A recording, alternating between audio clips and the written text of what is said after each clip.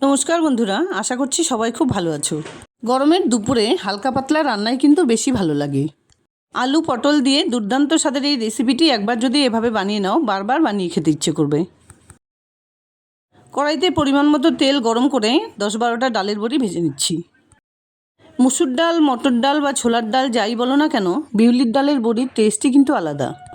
আর এই ধরনের বিউলির ডালের বড়ি দিয়ে যে কোনো রান্না করে নিলে কিন্তু তরকারির স্বাদ অনেকটা বেড়ে যায়।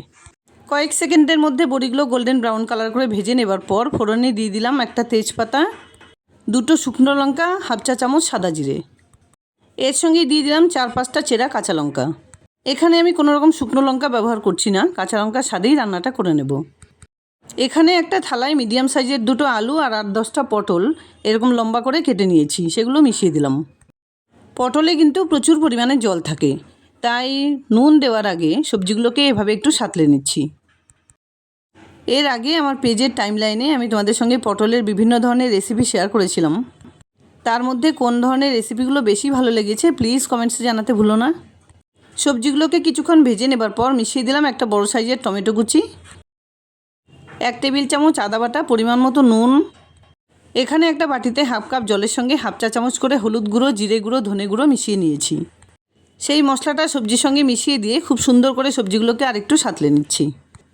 প্রচণ্ড গরমে বেশিরভাগ সময় কিন্তু পেটের কন্ডিশন খুব একটা ভালো থাকে না, আর ঠিক সেই সময়ে আলু পটল বা আলু ঝিঙে দিয়ে এরকম হালকা পাতলা ঝোল রান্না করে নিলে কিন্তু খাওয়াটাও খুব জমে যায়। খুব ভালোভাবে সবজিগুলোকে কষিয়ে নেবার পর 1 থেকে 1.5 গ্লাস পরিমাণে জল দিয়ে দিলাম। যদি এই রান্নাটা একটু ঝোলঝোল খেতে পছন্দ হয় তাহলে জলের পরিমাণটা আর একটু বাড়িয়ে দিতে হবে।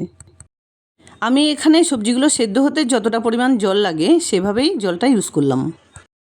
5-6 মিনিট ধরে ঢেকে খুলে রান্না করে নেবার পর সবজিগুলো, বিশেষ করে আলু খুব সুন্দরভাবে সেদ্ধ হয়ে এলে ভেজে রাখা ডালের বড়ি, 1 চা চামচ গোবিন্দভোগ চালের গুঁড়ো আর কিছুটা পরিমাণে ধনেপাতা কুচি ছড়িয়ে দিলাম। গোবিন্দভোগ চালের গুঁড়ো মিশিয়ে দেবার জন্য এই রান্নাটার টেস্ট কিন্তু খুব ভালো হবে, আর রান্নার টেক্সচারটাও খুব সুন্দর হবে। এবার টকবক করে কিছুক্ষণ ফুটিয়ে হালকা হাতে নাড়াচাড়া করে রান্নাটাকে নামিয়ে নিচ্ছি। সবসময় মাছ মাংস খেতে খেতে মুখে অরুচি হলে হঠাৎ করে এই রান্নাটা করে নিলে কিন্তু অমৃত সমান লাগবে। যাই হোক, একদম কম তেল মশলায় দুর্দান্ত স্বাদের আলু পটলের ডালনা কিন্তু আমার একদম রেডি। গরম ভাত বা রুটির সঙ্গে দারুণ হবে খেতে। আশা করছি বন্ধুরা আমার এই সিম্পল রান্নাটা তোমাদের খুব পছন্দ হয়েছে। যদি এতটুকুও ভালো লেগে থাকে তাহলে প্লিজ ভিডিওটাকে একটা লাইক করো, শেয়ার করো ফ্যামিলি ফ্রেন্ডসদের সঙ্গে। আর আমার চ্যানেলে নতুন বন্ধু হয়ে থাকলে প্লিজ চ্যানেলটাকে সাবস্ক্রাইব করে পাশে থাকা বেল আইকনটা অলে করে দিও। দেখা হচ্ছে নতুন কোনো রেসিপি নিয়ে। ভালো থেকো, ধন্যবাদ।